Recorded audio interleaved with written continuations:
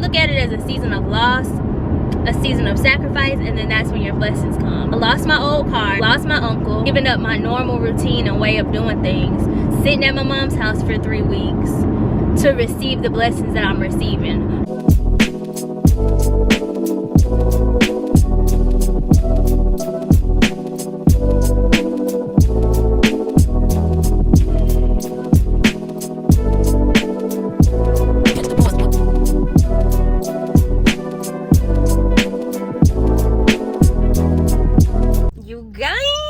My lace is showing, so don't mind me. I literally did my wig last night.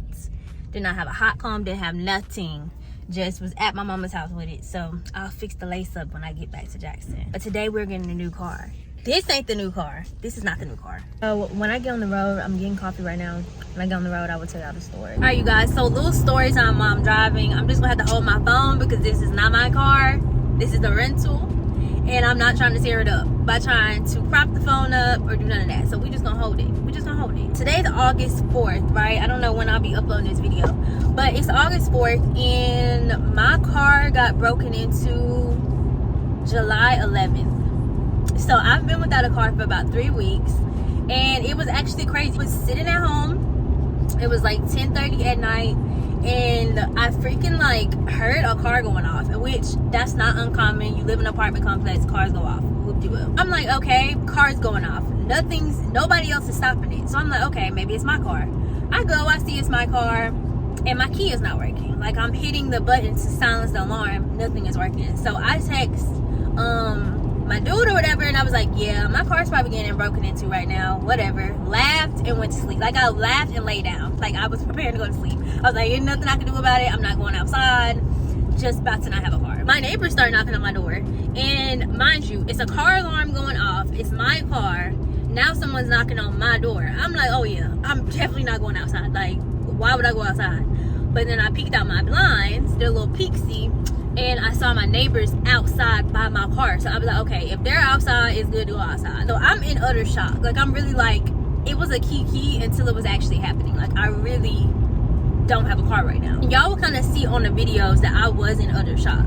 So of course they were like directing me to tell me what is happening, because I'm literally standing there like this in my robe. Like, because mind you, I was literally about to lay down and go to bed and just be like, okay, I'll worry about it tomorrow. Craziest part about it was maybe like a week or so before, I was like, maybe I'll get something new. Like, I'm really sick of this Kia. I didn't like it all that much.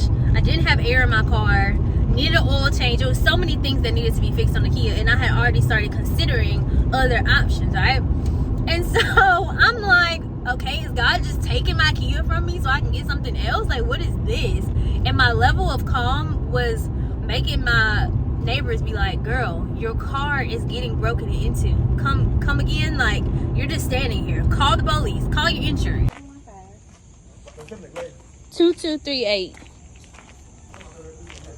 What? How was they trying to? What is this?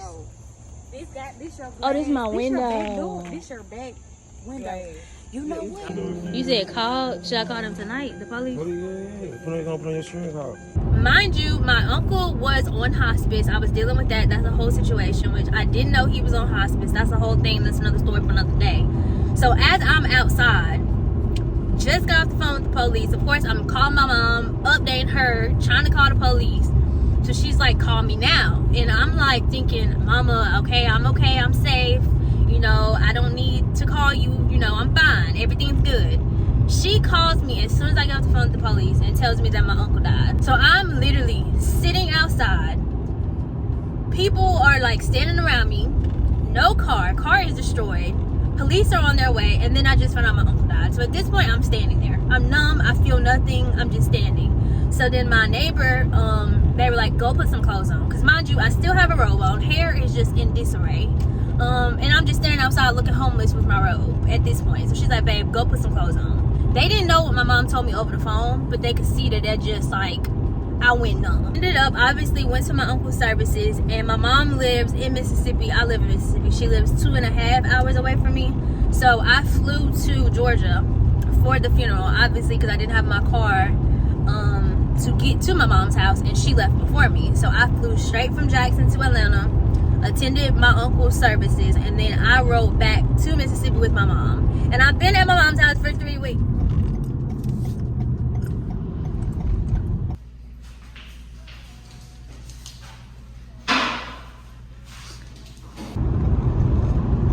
Freaking lot going on between the funeral, family drama, not having a car, not being able to do lashes. I literally was just so, oh my god, mentally tapping out. At my mom's house, she lives in the country. It makes no sense to like get up, waste money to go uptown for what? Like, it was just mentally draining. But all in all, I think God had to sit me down. He has to sit you down to talk to you. And also, after a season of loss, I look at it as a season of loss, a season of sacrifice, and then that's when your blessings come. I lost my old car, I lost my uncle. The sacrifice by giving up lashes, giving up, I don't want to say my freedom, but giving up my normal routine and way of doing things, sitting at my mom's house for 3 weeks to receive the blessings that I'm receiving. I'm hitting a sharp turn. I want to hold the camera. Hold on. Ooh, that's something about these new cars, bro. I don't want you to yank me up while I'm driving. Just let me swerve. Don't yank me up. Because I just got here. I don't know why I'm being nervous. Like, you think God did all this to get me to this point to be like, oh, actually no, you can't get the Jeep. Like, let me stop playing and acting like I know who God is. Are you that praying gal or what? Okay, maybe it's just me. All right, that really looked very cracky. Let's get into it. Let me tell you just how God works while I eat my Chick-fil-A. So I went in, I reserved a 2013 white Jeep Wrangler there, and she was like, it's gone. So I was like, gone? She was like, yeah, it's sold. So I'm like, okay, let me not get defeated, let me keep the faith. And there ends up being a newer model in the color that I originally wanted. I ended up getting a newer model color I wanted, and the price difference was only $50. So I'm sitting there in shambles, worried for literally nothing. Since my mom is helping me get the Jeep, she actually has to be here, which she said that to me, but I was like, oh, I don't know. I'm about to eat. I'm about to finish my food, charge my phone up, apartment, and get something to do this hair. Because when I went to my mom's house for the funeral, I had stitch braids. So I didn't bring a flat iron, I didn't bring a hot comb, nothing. So I'm gonna do that and then be back home tonight. I'm gonna see you guys when I get back to Starbucks, probably. Tomorrow, we get our new Jeep. Good morning. Today is Jeep day. See, I did something to my hair unlike yesterday. Me and my mom about to get dressed. We throwing Bruno in the car and we're about to go get a Jeep. Amen. Amen. Put air on the tire.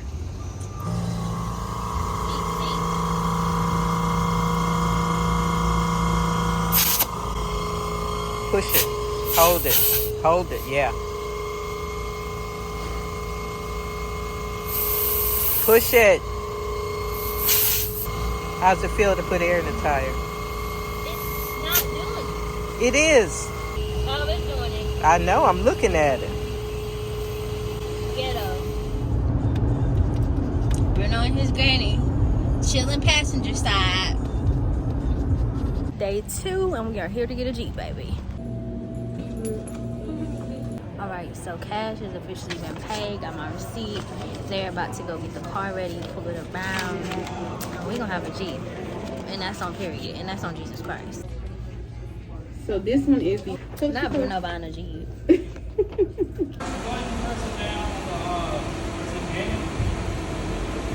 Is it running? Ash.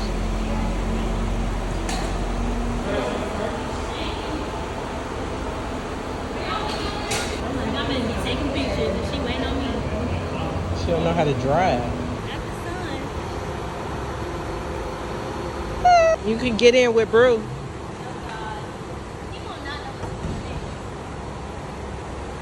All right. Oh, that's the perfect size for her. Oh, she need to slow it down.